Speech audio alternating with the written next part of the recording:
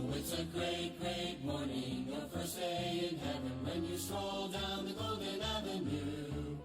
There are mansions left and right, and you thrill to every side, and the saints are always smiling, saying, how do you do? Oh, it's a great, great morning, your first day in heaven when you realize your worrying days are through.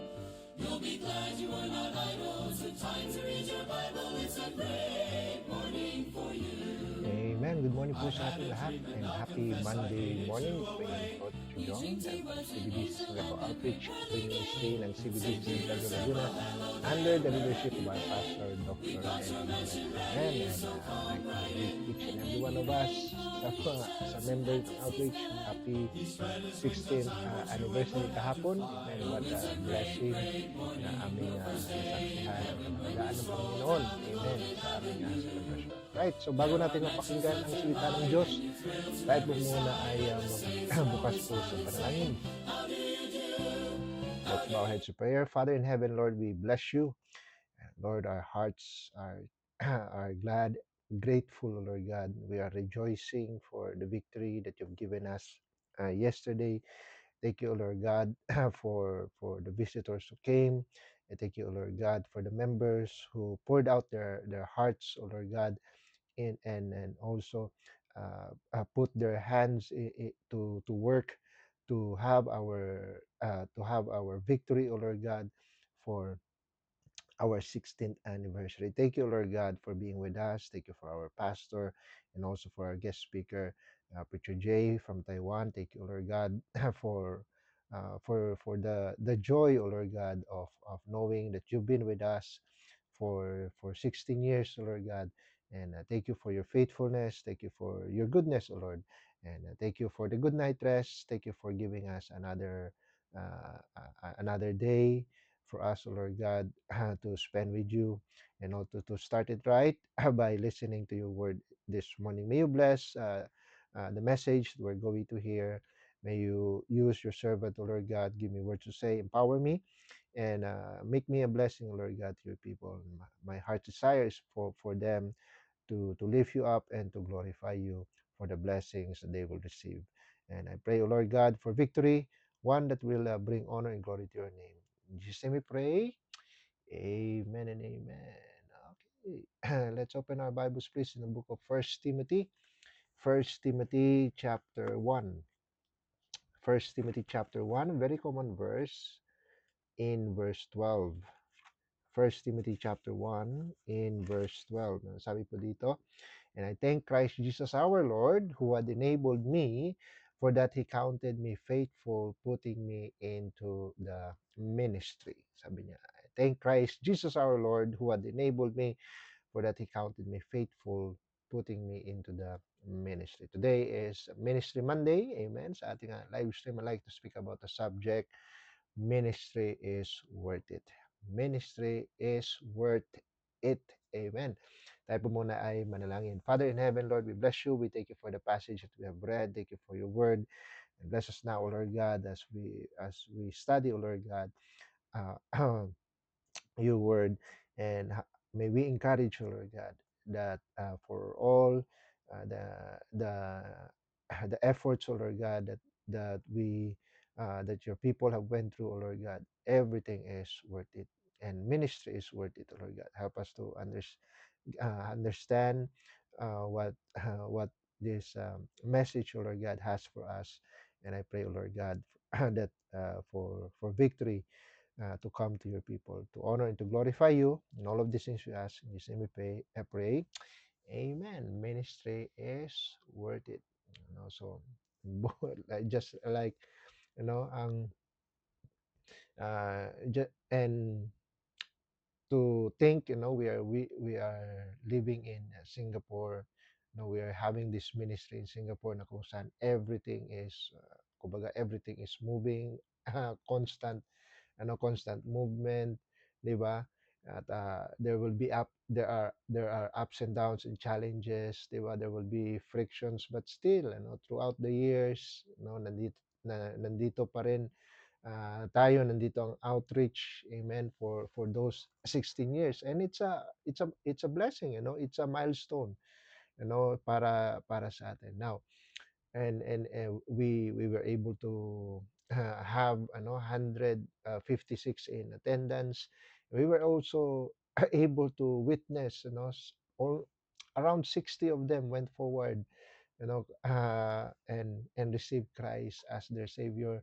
Napakaliwanag ng gospel message na present ng aming guest speaker, si Sir Jay from Taiwan, and and he was really kumbaga, I can say na it was an answered prayer, no. The empowerment of the Holy Spirit was there. They were moved, they were able to understand, kahit nga ako, no. Ang kumbaga, I really appreciate the presentation, and kumbaga kayang with that presentation, ay kayang abutin, no, yung lahat ng levels ng tao. And so that's why, kumbaga, it's a blessing, to see the result, na yun nga, around 60 of our visitors came forward, and during the invitation given by our pastor, Dr. Ed, and they received Christ as their savior, and we rejoice, in seeing that. And so now here's the thing, and of course we are, after this, today is the start of our preparation for the 70th anniversary, di ba? And makikita natin, that there's a great work that is before us. Amen. And yun nga, makikita natin that it requires real ministry. Amen.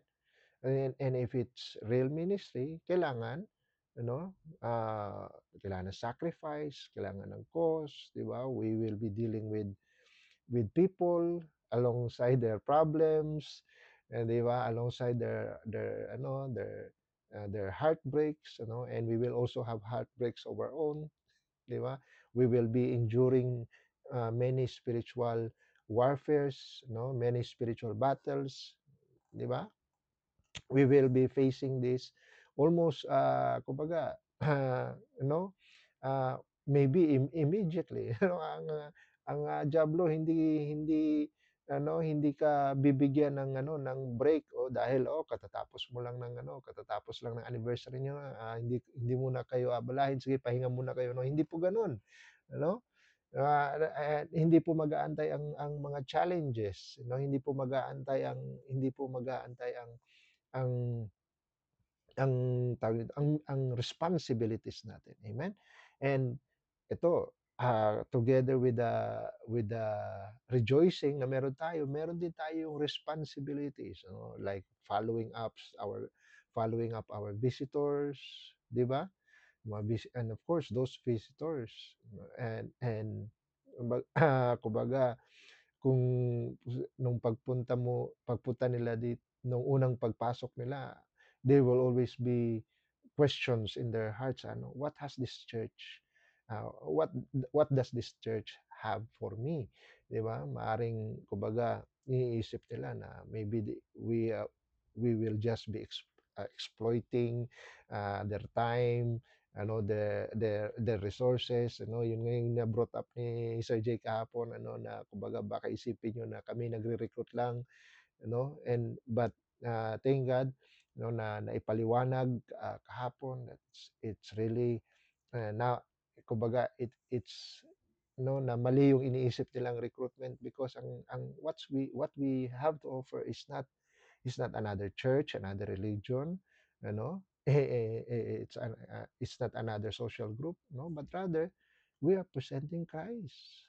That's what we are trying to offer them, an understanding of the gospel that was brought by Christ Himself. Amen.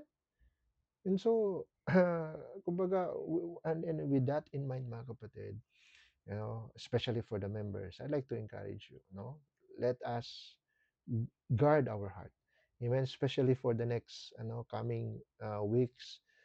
Let's, sabi nga ni Solomon, keep our hearts with all diligence, for out of it are the issues of life. Kasi maaring right after the anniversary, no, naalala niyo yung si Elijah, no, right after the victory na meron siya after the prophets of Baal against kay Jezebel. Ano anong nangyari sa kanya? He went through some sort of, imbis na rejoicing, nagkaroon siya ng para bang fear for his life, no? At pumunta siya, nag-isolate niya yung sarili niya. 'Di ba, na feeling siya imbis na mag-rejoice for the victory, he felt defeated, no? At ganun ang diablo, amen? Imbis na mag-rejoice tayo, he will come up with all sorts of things, mga fiery darts na ibabato niya sa'yo. But let us not be, no, kaya nga encouragement, let us not be weary in well-doing. Amen? For in due season we shall reap if we faint not. Amen? Kumbaga, yes, nag-effort tayo. We sowed with tears, but we will reap in joy. Amen? At makikita natin, God is not unrighteous to forget our work and labor of love, which we have showed toward His saints. Amen? Dapat maging tayo, we should be anticipating, amen, that there will be times na kailangan nating mag-endure, mag-exhaust ng ating uh, ng ating mga strength and resources, but we have to continue.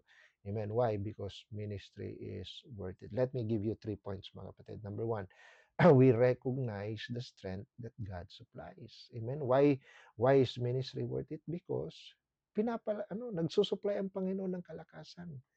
Amen.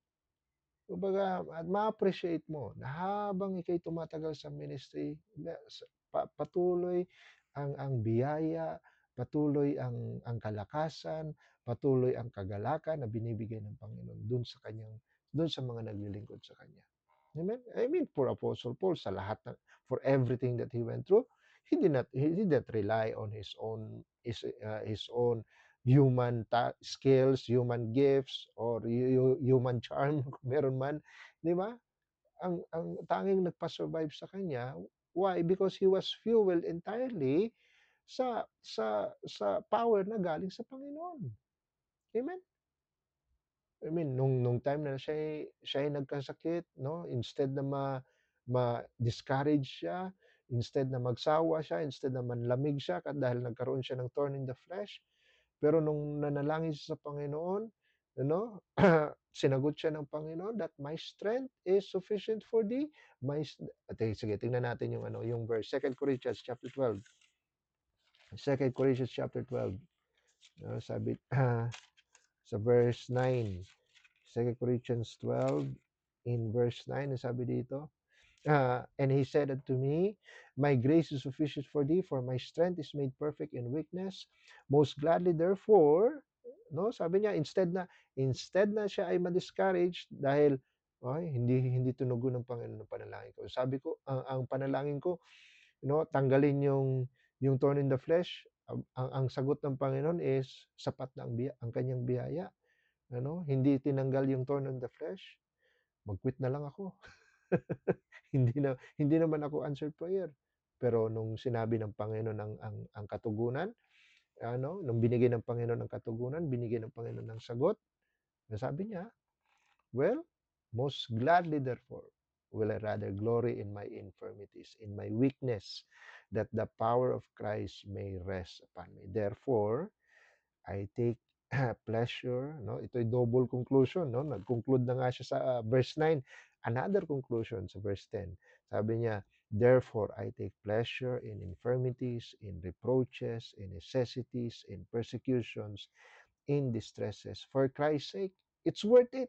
Even why? Because it's for Christ's sake. For when I am weak, then am I strong. It's worth it. Why? Kasi nire-recognize niya merong biyayang sapat na nagpapalakas sa kanya. Amen? Para sa atin din. There will be challenges, mga kapatid. I tell you, hindi tayo bibigyan ng kapahingahan. Amen? Sabi nga ni Pastor kahapon, there's no rest for the wicked, much more for the righteous. Amen? So, dapat ma-anticipate natin that there will be challenges, there will be battles up ahead. Amen. But God's grace is sufficient. Amen. Sabi sabi nga niya sa Psalm 1 no Isaiah chapter 40. Isaiah chapter 40 in verse 29. Ano sabi dito? He giveth power to the faint. No? Sino yung faint? Yung pagod. Amen? And sabi niya, He giveth power to the faint. No? Marami kang responsibilities kahapon. Maaring tumayo ka dun sa buong service, nakatayo ka dun sa labas, nag-aabang ng mga maaring maging bisita, no? At pagkatapos ng ng service, para bang nangangatog na yung tuhod mo. Amen. Pero makita mo yung resulta na almost puno yung yung auditorium, at makita mo yung mga ngiti and excitement ng mga bisita. Mga kapatid, it's worth it. Amen? Yung makikita mo na it's all because of God's grace na sa ating nasaksihan kahapon. And it's worth it. Why? Kasi pagkatapos pagkatapos nung kapaguran, nakikita natin na ah, this is the result of my labor. This is the result of my little contribution. Amen. Kaya nga ang makikita natin, no, na for all the blessings na nakita natin kahapon, you know, makikita mo mga kapatid, it's really not about us. It's really hindi tayo ang nag-ano nun. Kung tayo lang, ano bang meron tayo para ma, maka, ma, ma, mapuno natin yung lugar na yun. Amen?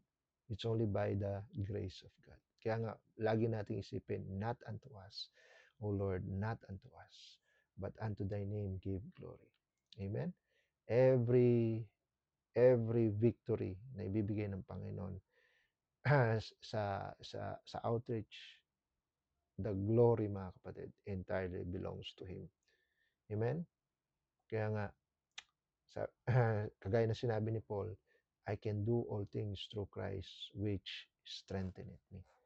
Amen? Ang Panginoon ang nagpapalakas po sa atin. That's why worth it, worth it ang ministry, although nakakapagod. Amen? Worth it ang ministry. Why? Kasi merong strength na sinasupply ang Panginoon. We recognize the strength that God supplies. Number 2, we rejoice in the lives that God changes. Amen? Not only that we recognize the strength na binibigay ng Panginoon, we also rejoice sa mga buhay na kanyang binabago. At kahapon, napakalaking blessing ng mga testimonies na ating napakinggan, kung paano ang ginamit ng Panginoon ang gawain para mabago ang buhay.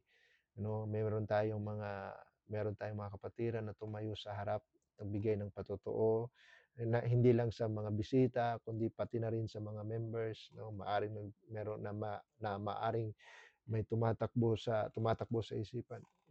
Kumbaga may ginagawa bang pagkilos ang Panginoon sa sa sa gawain na ito? Well, yung mga nagbibigay ng patotoo, they give witness, they can testify kung paanong kumilos ang Panginoon sa buhay nila through the ministry, through the outreach. Amen. Talagang ang biyaya ng Panginoon, the same grace na nagbago ng buhay ni Paul from a violent persecutor, siya ay naging frontliner na. Amen. Na naglingkod sa Panginoon. Amen. Kaya and by the way, kagaya ng sinabi sinabi ni pastor, it's really kumbaga, it's not about the numbers, it's not about the statistics, but rather it's seeing, amen, witnessing yung transformation ba. Amen. transformation ng isang individual, ng mga taong nagbibigay patotoo na dati wala silang panahon sa church, wala silang interest na mag-involve sa mga ganyan, pero ano, nung na nung nandun na sila sa outreach, nakita nila na, oh, iba 'to. Amen? Na-realize nila na Christ is being preached, Christ is being glorified. Amen?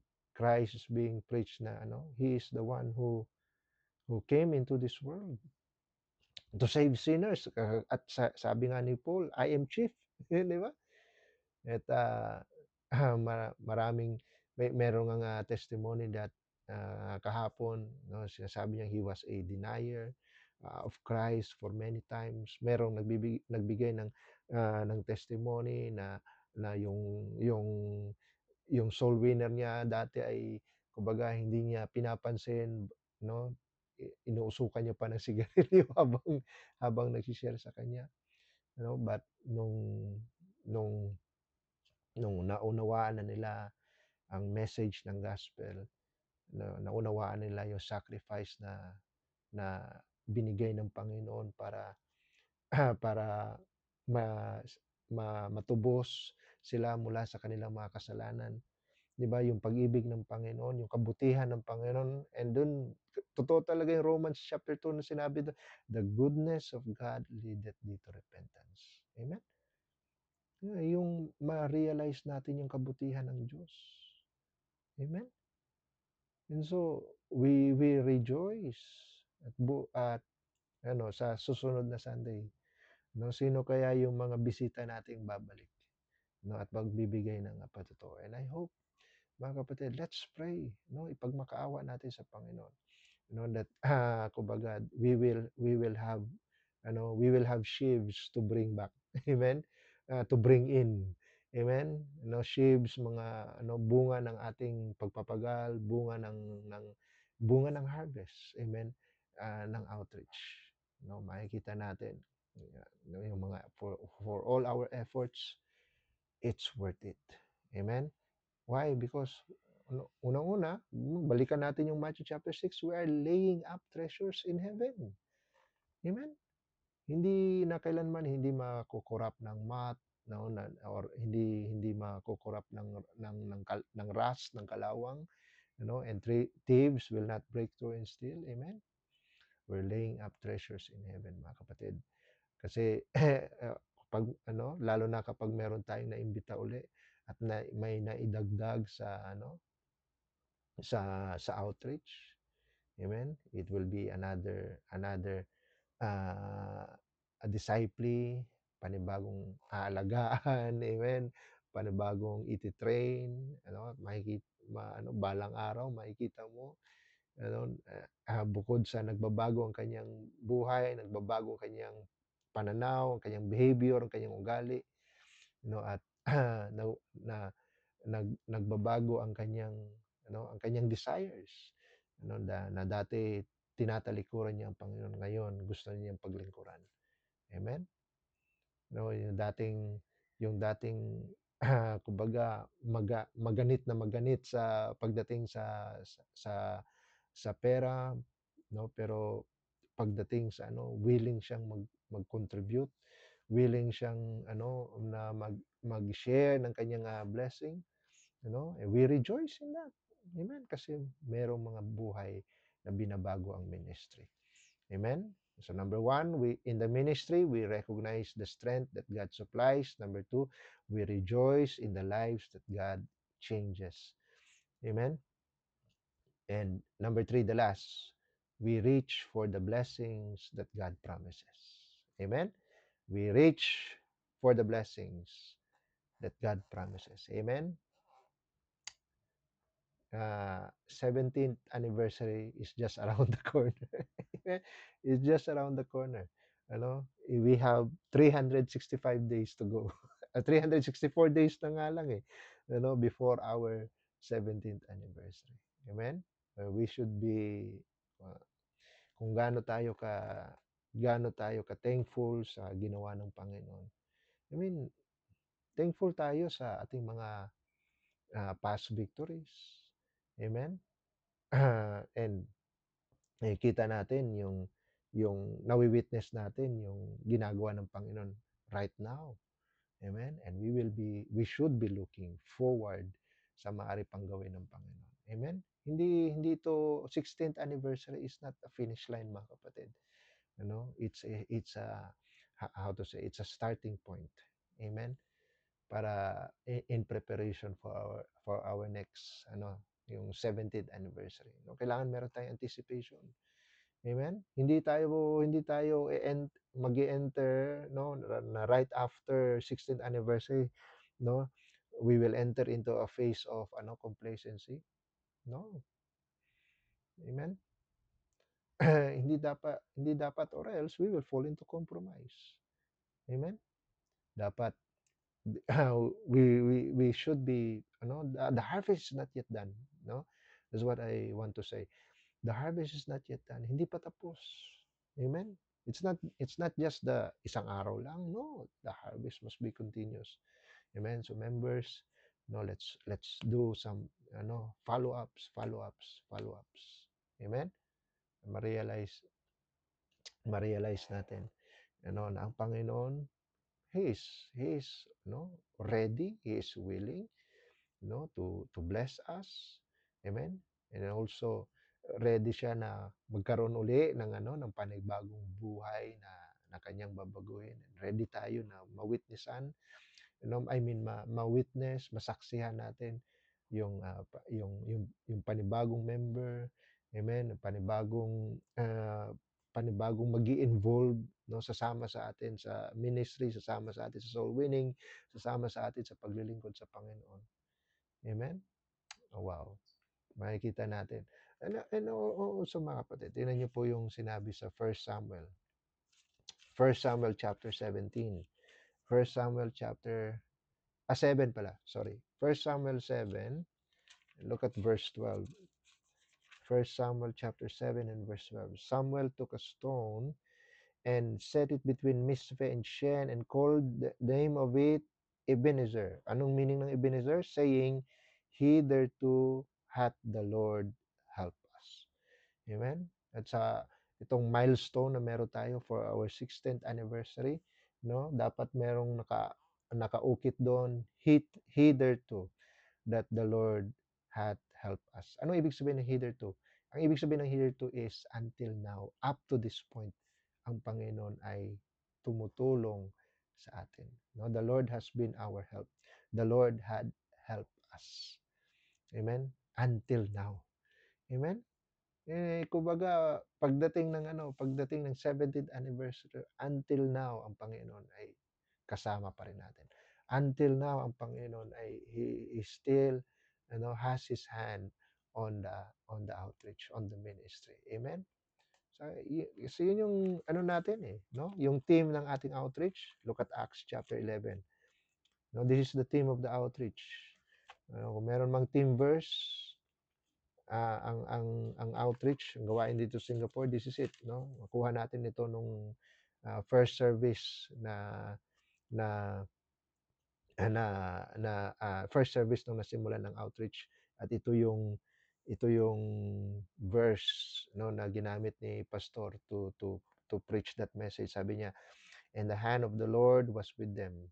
Acts 11:21, and the hand of the Lord was with them, and a great number believed and turned unto the Lord. Amen. And hitherto, amen, until now, mula nung first service until now, hitherto, kita natin paanong tulong binigay ng Panginoon, paanong biyaya ang binigay ng Panginoon, paanong supply binibigay ng Panginoon para magpatuloy ang gawain. Amen. Yeah, and for that, for those 16 years, and today we press forward. Amen. We press toward the mark for the prize of the high calling of God in Christ Jesus. Amen. We will advance. Hindi tayo magiging complacent. Rather, we would advance. Why? Because we are standing on the promises of God. Amen? Sabi ng John chapter 4,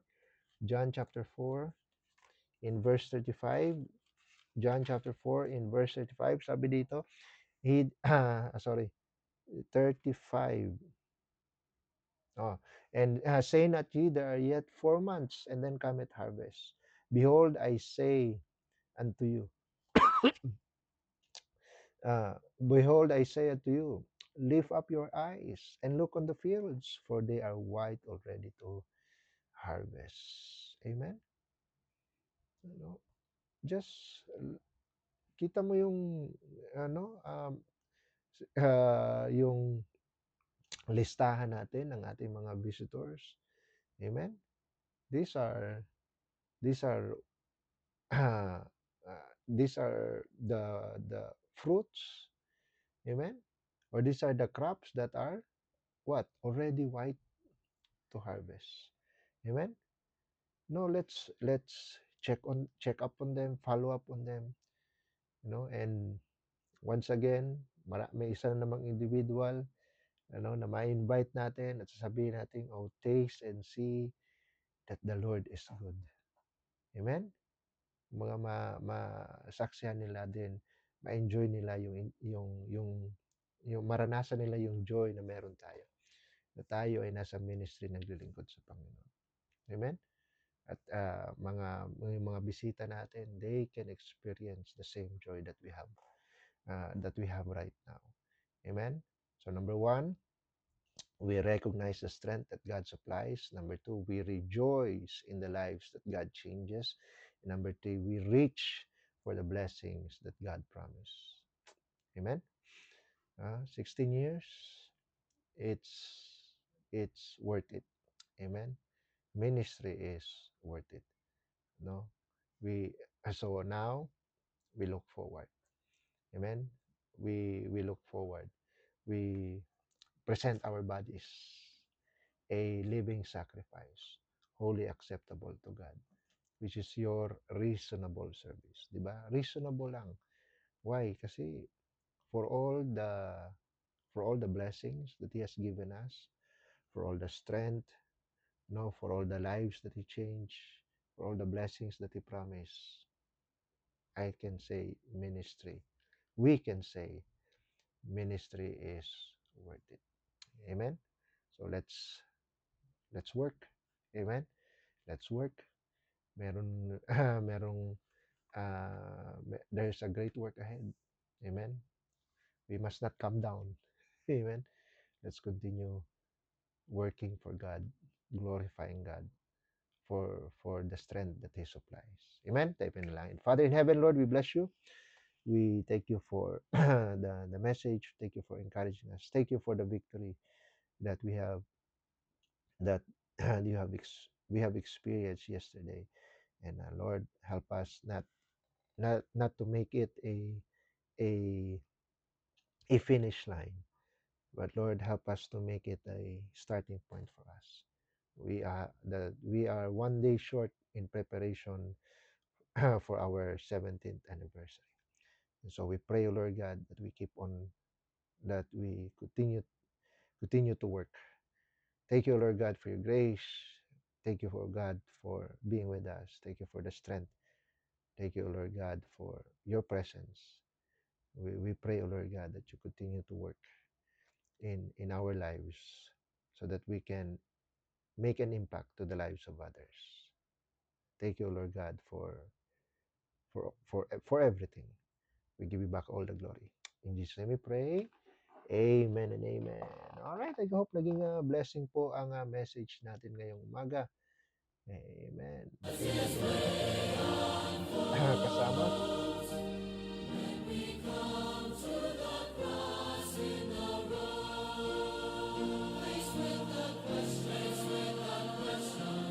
Make an impact.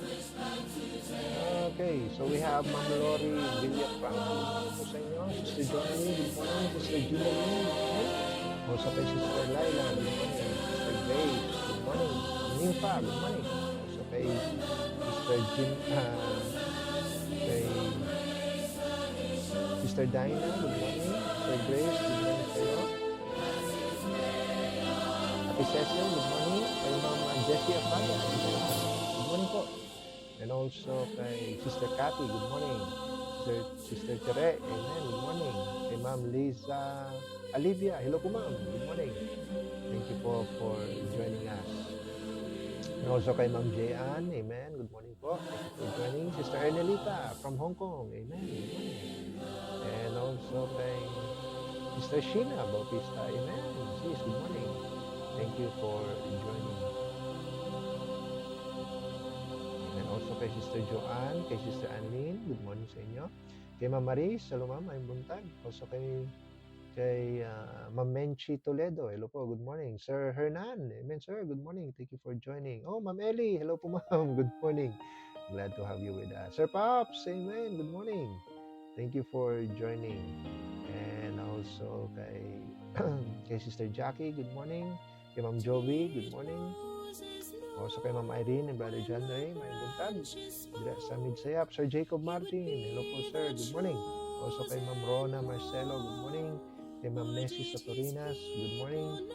And also kay Sister MJ, good morning. Sir Ken, Sir Ken Kasanya, good morning sir. Thank you for joining the live stream. And also kay Sir Jubel, amen sir.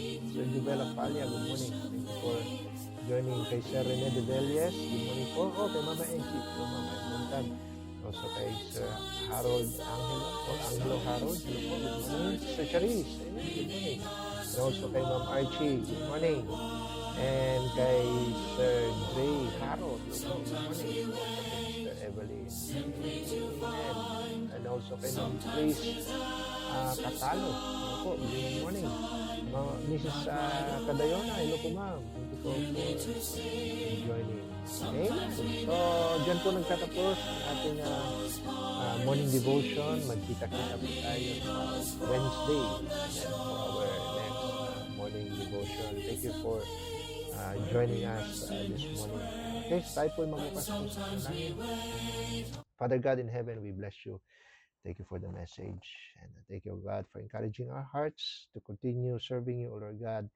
That even for the victory yesterday, it's not an excuse, Lord God, to settle down and be complacent, Lord God. Rather, we should continue the fire, Lord God, to keep it burning so in preparation, Lord God, for the next milestone that you will give us. We pray, Lord God, that you would continue to bless the members, keep them uh, keep them burning, Lord God, with a desire to serve you in the ministry. And I pray, Lord God, that you would bless the rest of the day, in our work.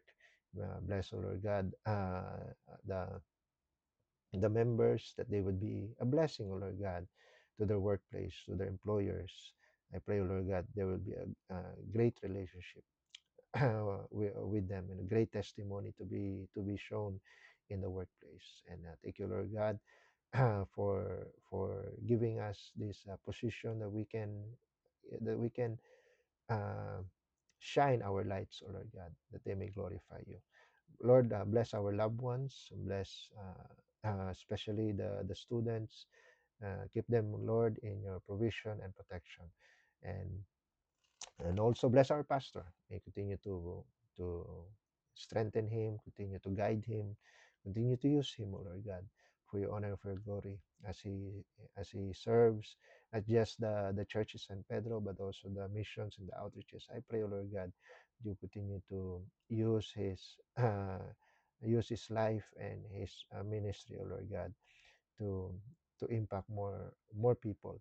And I pray also for this outreach to be always to be a lighthouse, O Lord God, for the gospel here in the country of Singapore. I pray, O Lord God, that you will continue to use the lives of the members to reach out to more souls. And I pray, O Lord God, there will be a great harvest from this anniversary.